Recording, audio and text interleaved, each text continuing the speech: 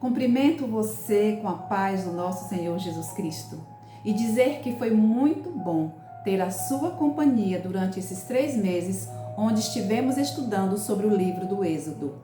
Vamos concluir a lição de hoje, de número 13, com o tema o tabernáculo. Alegramos o nosso coração em saber que o Senhor cuidou de nós, que o Senhor tem cuidado das nossas necessidades e que este estudo vem concluindo de uma maneira belíssima, com o tabernáculo no meio do povo de Deus. Nós também temos a presença do Senhor conosco hoje, na pessoa do seu Espírito Santo. E com esta pessoa nós vamos caminhando também em direção ao novo lar, em direção à Nova Jerusalém. Quero convidar você nesse momento a orarmos juntos, para darmos continuação nesta recapitulação do tema maravilhoso sobre o tabernáculo. Querido Pai, obrigada pela tua presença conosco. Obrigada por cuidar de nós. Obrigada pela salvação em Jesus. Continue cuidando dos meus irmãos aqui deste canal e das suas famílias também, em nome de Jesus. Amém. Meus queridos, a próxima lição vai trazer sobre o tema de Josué. Que nós possamos já estar com o nosso manual de estudo para no próximo trimestre estarmos tirando lições deste livro maravilhoso também para a nossa vida. A lição de número 13, o tabernáculo. E a imagem ela é muito forte, ela é muito sugestiva. E nós temos aqui de um lado o tabernáculo e do outro lado o 7º dia. E o que isso nos ensina? Que o sábado e o santuário, eles apontam na mesma direção.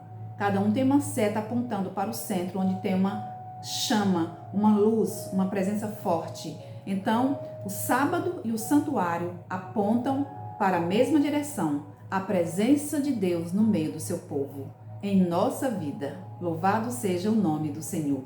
A presença de Deus é fundamental para a nossa vida. Sem a presença de Deus, nós estamos condenados ao fracasso, à destruição e à morte. O verso para memorizar está em Êxodo 40, versos 34 a 38. Então a nuvem cobriu a tenda do encontro e a glória do Senhor encheu o tabernáculo. De dia a nuvem do Senhor repousava sobre o tabernáculo e de noite havia fogo nela, à vista de toda a casa de Israel, em todas as suas jornadas. Que lindo, não é? Em todas as suas jornadas, Deus estava presente com o seu povo. A principal tarefa do povo de Deus, na introdução aqui da lição de sábado, nos diz que a principal tarefa do povo de Deus em todos os tempos foi viver um relacionamento profundo com Deus, adorá-lo, servi-lo e apresentar a imagem correta de Deus às outras pessoas. E aí você me pergunta, irmã da Luz, mas que imagem correta de Deus é essa? Por quê? Porque Satanás deturpou o caráter de Deus, representando Deus como um Deus tirano, severo e inflexível. Então a nossa missão principal é apresentar o verdadeiro caráter de Deus. Aquele caráter de Deus que foi apresentado para Moisés, onde Moisés viu passar toda a bondade de Deus, todo o cuidado de Deus no trato para com seu povo. O amor, o cuidado, o perdão, a salvação em nossa vida diária e no trato com os nossos semelhantes. Como fazer isso?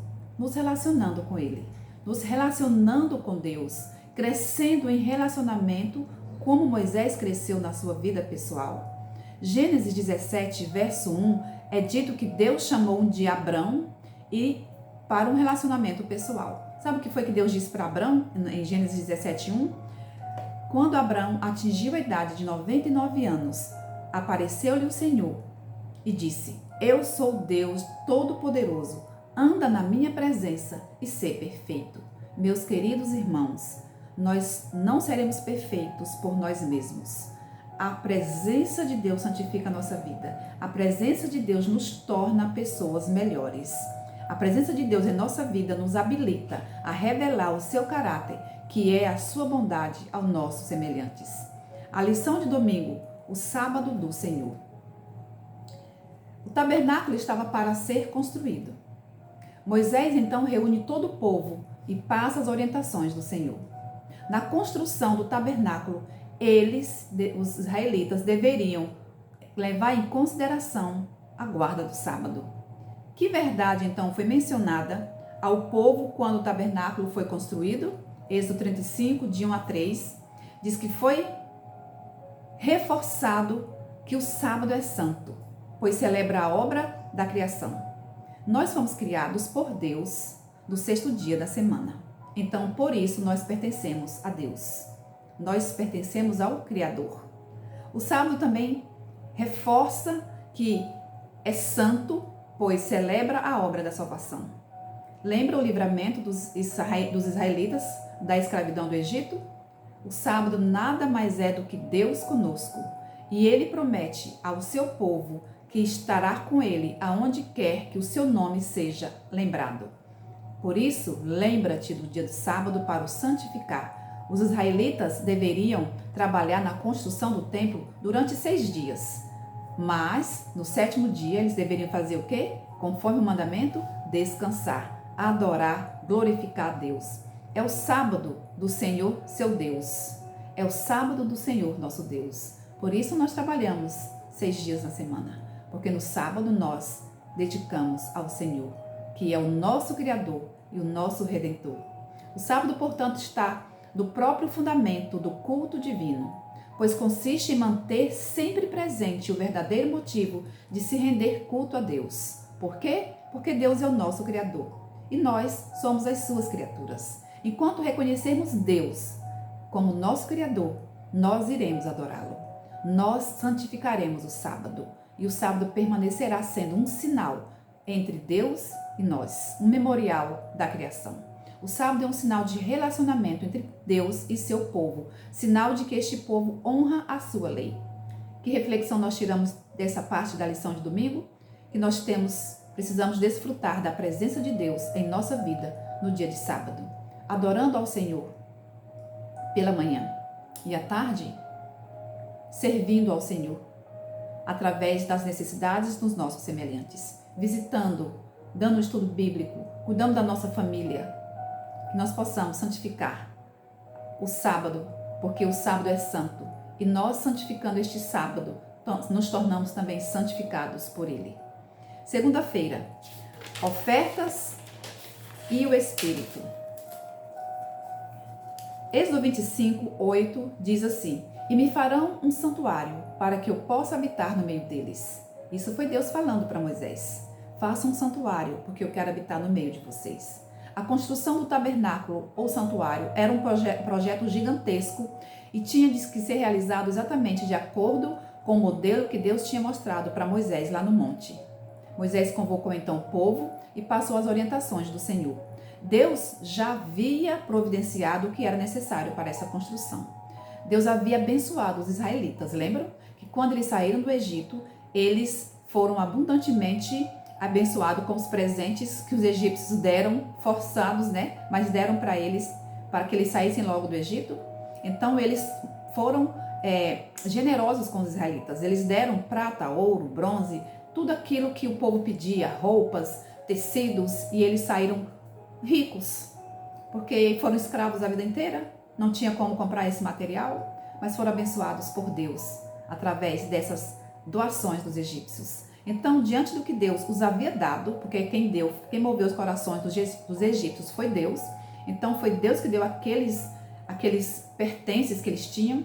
Então, eles agora tiveram a oportunidade de apresentar ofertas de gratidão pela direção misericordiosa e poderosa de Deus em favor deles. Pela orientação do Espírito Santo, Deus capacitou o povo, dando dons e habilidades para construir o tabernáculo com exatidão.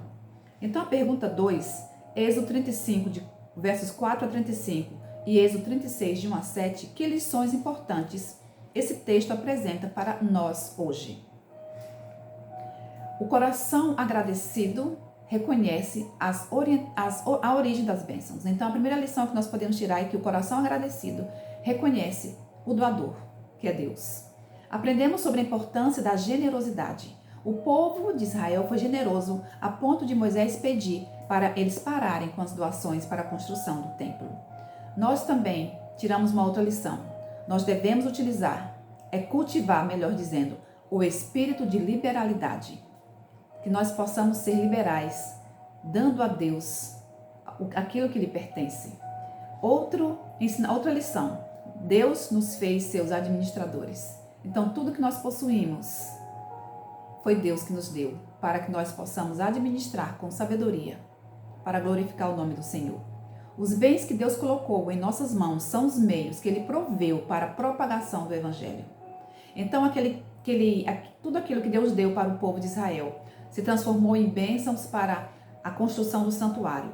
E aquele santuário foi visto por outras pessoas também. E aquelas pessoas sabiam que ali estava Deus com o povo de Israel. Tudo que nós temos vem de Deus. Os bens que nós temos, o trabalho que nós temos, a disponibilidade em servir a Deus, o tempo, os dons, tudo vem de Deus. Deus nos chama e Deus nos capacita para a obra.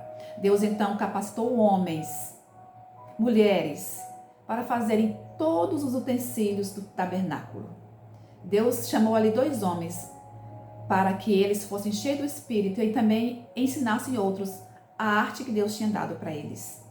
Os dons espirituais devem ser cultivados, porque se nós não cultivarmos o dom que Deus nos entregou, ele vai morrer, ele não vai servir para a propagação do Evangelho, então, sem utilidade. E aí a gente precisa cultivar aquilo que Deus nos deu para a pregação do Evangelho, para que outras pessoas conheçam Jesus através de nós. Precisamos desenvolver o espírito de abnegação, livres de todo o egoísmo se queremos alcançar as almas que estão a perecer. A lição de terça-feira. O tabernáculo é construído.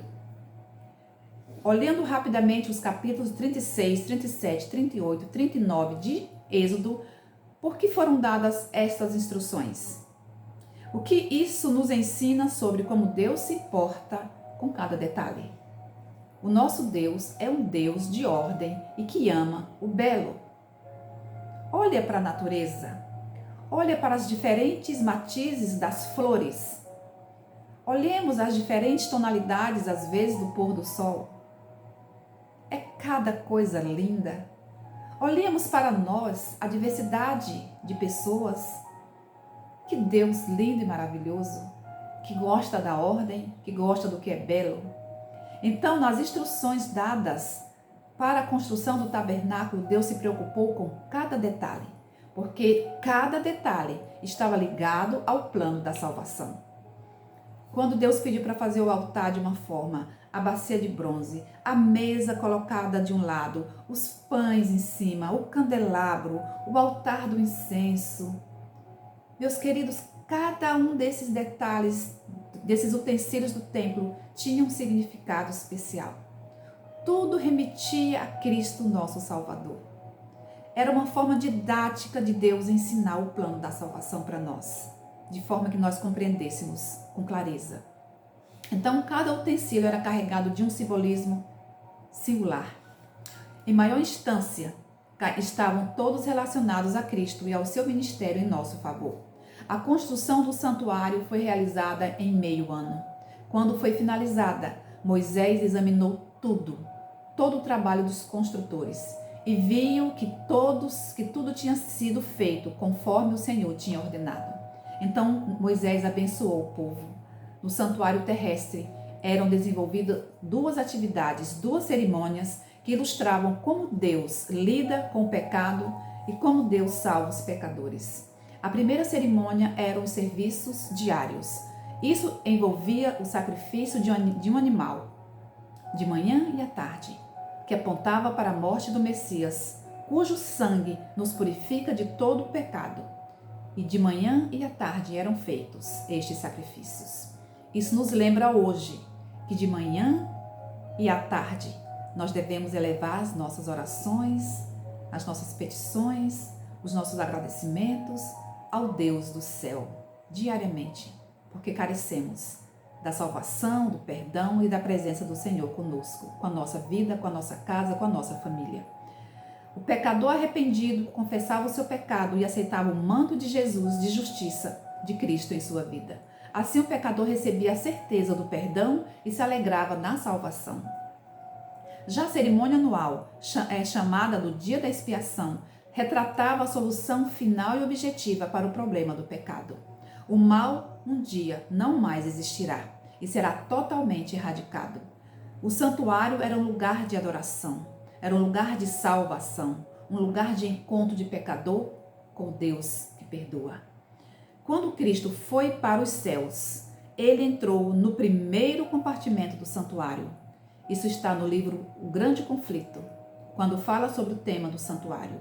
Então Cristo, ao ascender aos céus, ele foi para o primeiro compartimento do santuário, o lugar santo, para pleitear com seu sangue perante o Pai em favor dos pecadores, em favor de mim e de você, apresentando também com o precioso aroma de sua justiça as orações dos crentes arrependidos.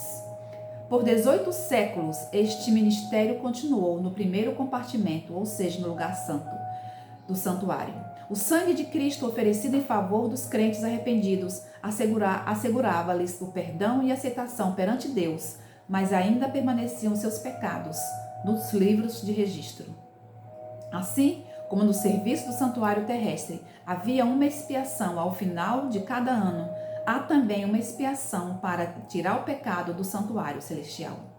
E este serviço, esta purificação, esta expiação teve início quando terminou os 2.300 dias ou 2.300 anos que Daniel mencionou ali em Daniel 8,14, que este final desses 2.300 anos teve início no ano de 1844. Conforme predito pelo profeta Daniel, nosso sumo sacerdote entrou no lugar santíssimo para efetuar a última parte de sua obra solene, que é purificar o santuário. Como a purificação do santuário terrestre se efetuava mediante a remoção de pecados pelos quais se poluíram, igualmente a purificação real do santuário celeste deve ser efetuada pela remoção ou apagamento dos pecados que ali estão registrados. Por isso, meus irmãos, hoje nós vivemos um tempo solene.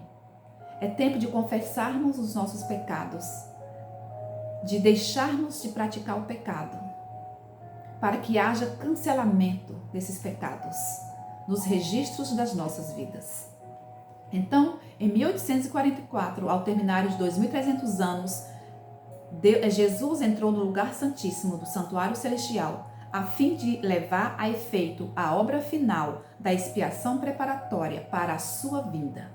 Quando este serviço terminar, Jesus voltará. Hoje vivemos nesse dia da expiação, no dia do juízo investigativo. Quarta-feira, a presença de Deus no meio do tabernáculo. Depois de inspecionar a obra, Moisés armou o tabernáculo, consagrou tudo com o óleo da unção e dedicou tudo ao Senhor, inaugurando assim os serviços do santuário. Que bênção, que majestade, que glória! Êxodo 40. Como os israelitas perceberam a presença de Deus? Quando a glória do Senhor encheu o tabernáculo, a sua presença foi manifestada na forma de uma nuvem. Com profunda emoção, o povo contemplou admirado o sinal de que Deus havia aceitado a obra de suas mãos, e a alegria que ele sentiu em seu coração transbordava em lágrimas. Sabe por quê?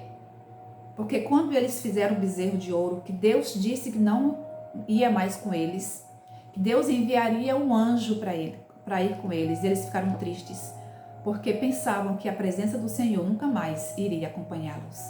Então, o próprio Deus agora manifesta a sua glória, dizendo para o povo que ele consentia em ir morar com eles, em acompanhá-los até a terra prometida. Gente, que maravilha!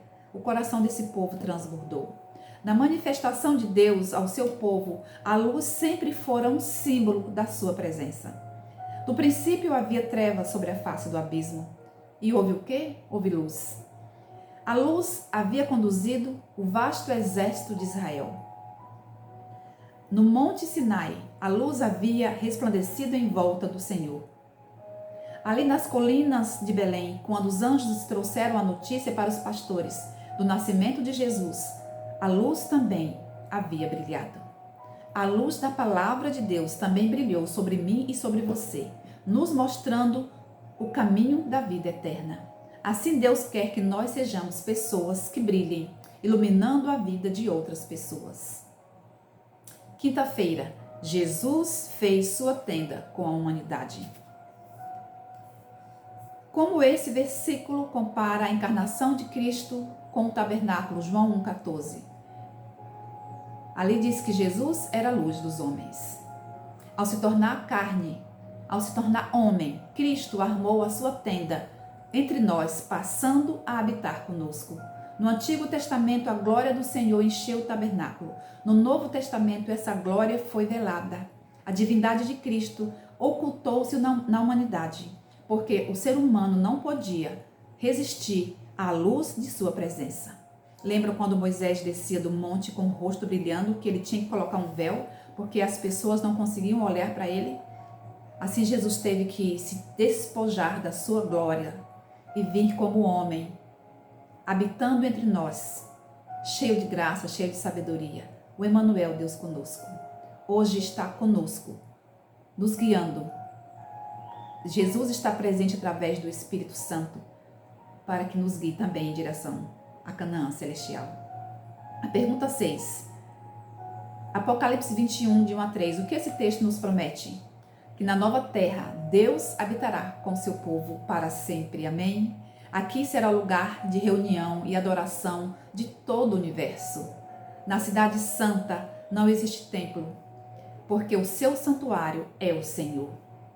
Por isso, mantenhamos os nossos olhos fitos em Cristo Jesus, para que nós possamos estar com Ele. Perseveremos até o fim. Aquele que fez a promessa é fiel, e em breve Jesus voltará, porque o maior desejo de Deus é que onde Ele esteja, nós também estejamos com Ele. Estamos, meus queridos, saindo deste mundo, mas não chegaremos na Nova Jerusalém se o Senhor não for conosco. Nós não chegaremos sozinhos. O povo de Israel estava caminhando e chegaram a nova Canaã terrestre, porque a presença do Senhor estava com eles. Todos os dias na coluna de nuvem e todas as noites, aquela coluna se transformava numa coluna de fogo. Deus, no livro de Êxodo, esteve com seu povo desde o início. Além dos cuidados das parteiras com as hebreias, no nascimento de Moisés, na preservação da vida de Moisés, na proteção contra as pragas, na proteção dos primogênitos, Deus estava presente com seu povo. Na travessia do Mar Vermelho, Deus estava presente com seu povo. Na sede e na fome, Deus estava presente com seu povo. Deus está presente comigo e com você. No momento em que nós clamamos, quando nós precisarmos de algo, o Senhor está conosco sempre.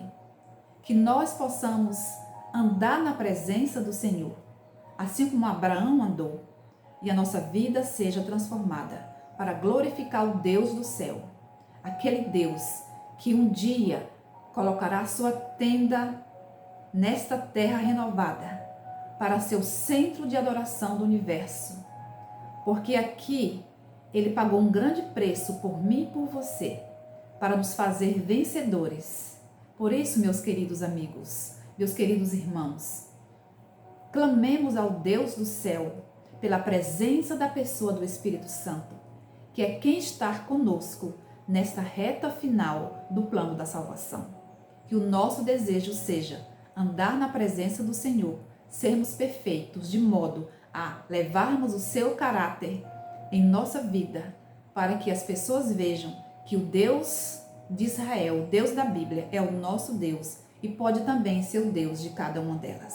Que Deus, na sua infinita bondade, habite em mim e em você e que sejamos luz deste mundo de escuridão do pecado. Que o Senhor nos abençoe.